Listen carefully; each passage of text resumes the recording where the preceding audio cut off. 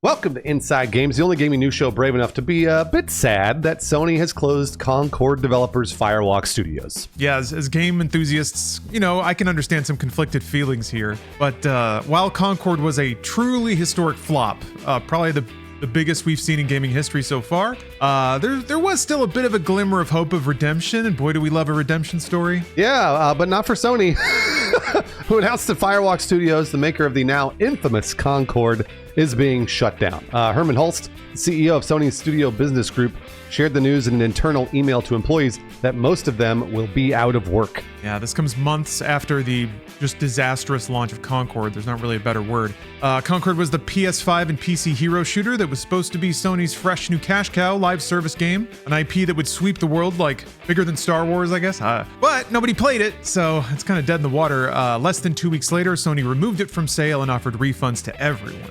Lawrence, nobody played it is actually a really nice way to say how unpopular this game actually was. Analysts told IGN it may have sold as few as 25,000 units, one of those being me, while we heard the total units sold were closer to 10,000. Oh my gosh. Its all-time peak on Steam was less than 700 players. Yeah, they also announced this week that the game just won't be coming back ever, just in case you were wondering. Yeah, I saw some people seeing that the game was being patched on Steam. They're like, oh, it's going to be free to play. Nope. Inside Games is sponsored by King Arthur Legends Rise. King Arthur Legends Rise is an upcoming squad RPG title from Kabam that takes you on a journey through an epic fantasy Arthurian-themed world. Embark on an action-packed turn-based RPG adventure that takes you on a dark and mysterious journey inspired by the perilous adventures of a young King Arthur. Gather your party of loyal knights and warriors to defeat the fearsome enemies that threaten the kingdom. Explore a vast interactive world and collect powerful Arthurian heroes to build an unbeatable team. And of course, equip your heroes with the best weapons and gear and upgrade them to face even greater challenges. And then get ready to engage in those challenges with visually stunning squad battles against epic bosses and mythical monsters. Will you be able to vanquish your enemies and restore the kingdom to its former glory? Click the link in our description to transport to Arthurian times today with King Arthur Legends Rise. In his email, Hulst alluded to the crowded marketplace that Concord launched into, writing, quote, "The PvP first-person shooter genre is a competitive space that's continuously evolving, and unfortunately, we did not hit our targets with this title. We will take the lessons learned from Concord and continue to advance our live service capabilities to deliver future growth in this area." What? Talk about CEO speak. Yeah. Also, if you take him at his word, that means they're not turning away from live service. Yeah, and I wouldn't expect them to, even though this is an infamous problem now. And of course, that's got to be a really bitter pill to swallow for everyone at Firewalk. They were just acquired by Sony last year. Bloomberg News reported that the studio had 172 employees, many of whom will soon be out of work as the entire industry continues to go through just brutal rounds of layoffs and contraction. Sony is also shutting down Neon Koi, a German studio working on a mobile action game. Herman Hulst also wrote that, quote, "Both decisions were given serious thought, and ultimately, we feel they are the right ones to strengthen the organization."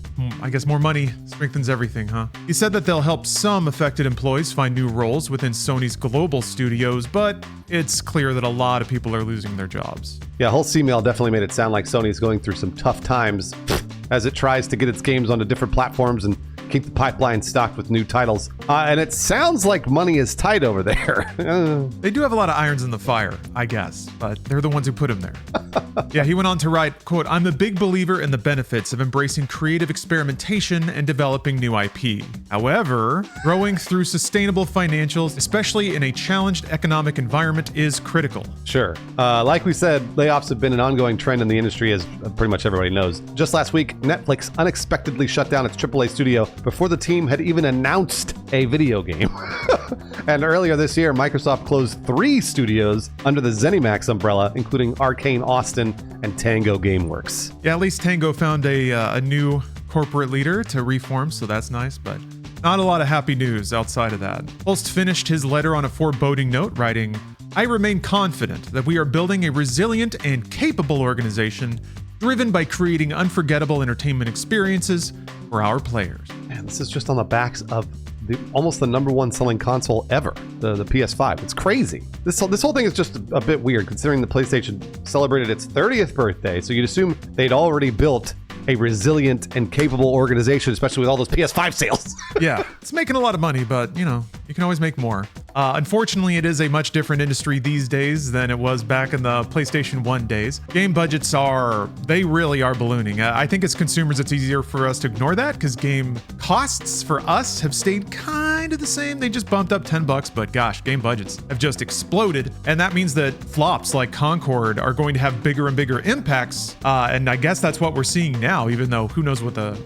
ripple effects will be. Yeah, we really don't know what impact that will be. If this does signal a course correction from Sony, we haven't seen what that really means yet, aside from quickly brooming their market flop, just getting rid of the games entirely. Sony's next games as service project, Bungie's Marathon, which has not had good buzz around it right now, posted a developer update just a few days ago, sharing some details on the game, but no gameplay. Yeah, that doesn't feel great to still not see gameplay, but in the update, game director Joe Ziegler talked about ongoing playtests in addition to extremely light gameplay details, all verbal.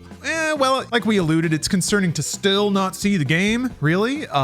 It does seem like Sony hasn't slashed every games of service project from their ledger just yet. Oh, they spent too much money to do that, Lawrence.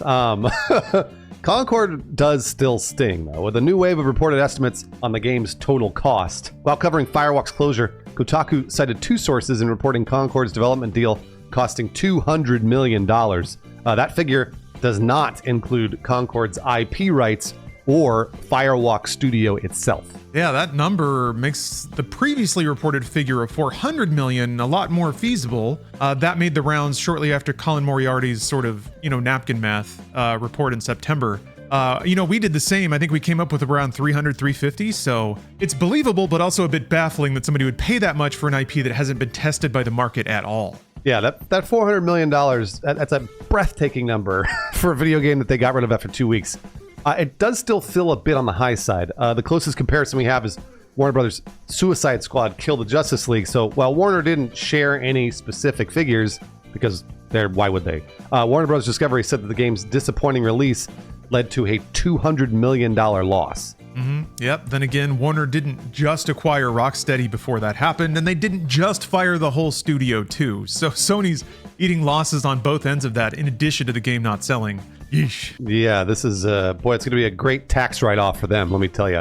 That's why they got rid of the game. You'd like to think there's a shot caller at Sony that would really face the music for apparently torching almost $500 million, but like most executives, they probably just collected their bonuses and left rather than getting fired and then move on to the next studio so that they could do exactly the same thing yet again. Yeah, it's hard to fail up from Sony, though. Where do you go after that? So you just buy an island and live out the rest of your days. I guess we'll see if Jim Ryan ever pops up again. But yeah, on that note, former Sony Interactive Entertainment president and CEO Jim Ryan announced his retirement in September 2023. Sony then split the CEO role to Studio Business Group CEO Herman Hulst and Platform Business Group CEO Hideaki Nishino in May 2024. It's possible that Hulst and Nishino are trying to course correct from Ryan's overinvestment into games as service games, which makes sense. Jim Ryan's been talking about service games for a very long time, and 4, 5, 6 years have led up to what Jim Ryan was doing, so now Hulst and Nishino are cleaning it all up.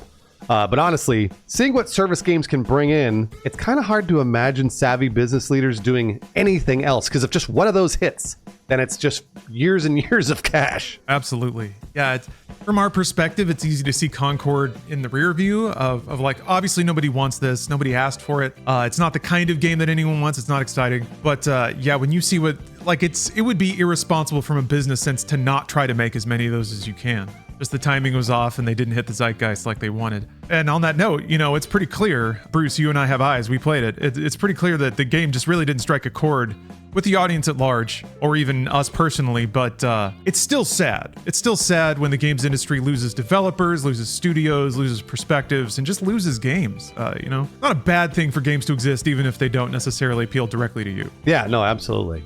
Break out those emo socks, because it really is about to get even sadder. Normally at the end of the episode, we reserve some time to thank the patrons that support our show. Every time we have to report about layoffs in the industry, that makes this ritual that we do even more meaningful. Yeah, but this time it's extra meaningful because not only did we lose a couple of studios, but even games media got hit with layoffs recently. And I mean, as of today, as of the time of writing, several social media posts indicate layoffs at fandom-owned media outlets that include GameSpot specifically right now. I know Giant Bomb's kind of under that umbrella, so we don't know the extent of anything.